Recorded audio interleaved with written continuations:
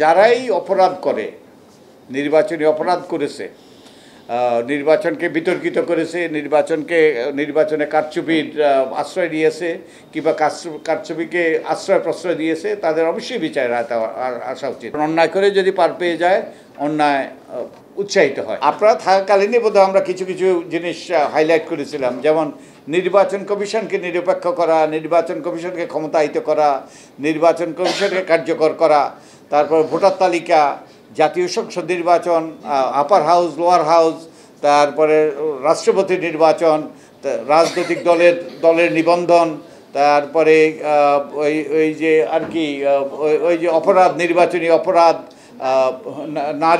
নারীর প্রতিনিধিত্ব, এরকম আচরণবিধি, তারপরে গণমাধ্যমের জন্য আচরণবিধি, নির্বাচন পর্যবেক্ষণ, এইরকম সব বিষয়ই যেগুলো নির্বাচনের সাথে প্রাসঙ্গিক, নির্বাচনকে সুষ্ঠু নিরপেক্ষ করার ব্যাপারে ভূমিকা রাখতে পারে, এই সবগুলোই হলো আমাদের এখতিয়ারের অন্তর্ভুক্ত। এই নিয়েই আমরা আলোচনা করি, মতামত শুনি, এবং এই বিষয় নিয়েই আমরা সুপারিশ করব।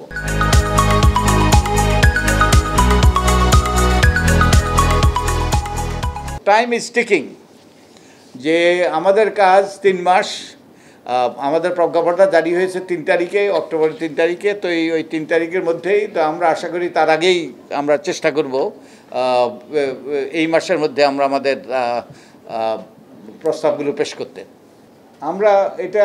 এগুলো আমাদের এখতিয়ারের বহির্ভূত, এগুলো দায়িত্ব নির্বাচন কমিশনে দেখবে। তো আমাদের কাজ হলো টেকনিক্যাল, যে কতগুলো বিষয় আমরা এগুলো মতামত নিয়ে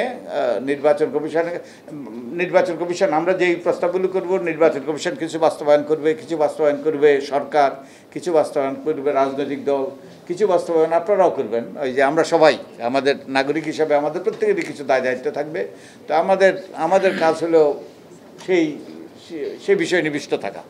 এইবারে একটা কথা বোধহয় নিশ্চিত করে বলা যায়, আমাদের নির্বাচন কমিশনার বলেছেন, প্রধান নির্বাচন কমিশনার বলেছেন যে এই ইভিএম হবে না, কারণ এটা একটা দুর্বল যন্ত্র, এটার মাধ্যমে কারচুপি করা সম্ভব। আর সবচেয়ে বড় কথা, ইভিএম কোনো যন্ত্র ব্যবহার করতে হলে, কোনো প্রযুক্তি ব্যবহার করতে হলে সেখানে রাজনৈতিক ঐক্যমত্য দরকার, সবার মতামত নিয়েই করা দরকার। এবং ইভিএম ব্যবহারের ব্যাপারে সে ঐক্যমত্য হয়নি। শুধু তাই নয়, ইভিএম কেনার ব্যাপারে যিনি ওই যে কারিগরি উপদেষ্টা কমিটির প্রধান ছিলেন, প্রয়াত জামিলুর রাজা চৌধুরী, যে বুয়েটের সাবেক ভাইস চ্যান্সেলর, উনি এটাতে দ্বিমত করেছিলেন। ওনার দ্বিমত উপেক্ষা করে এটা কেনা হয়েছিল।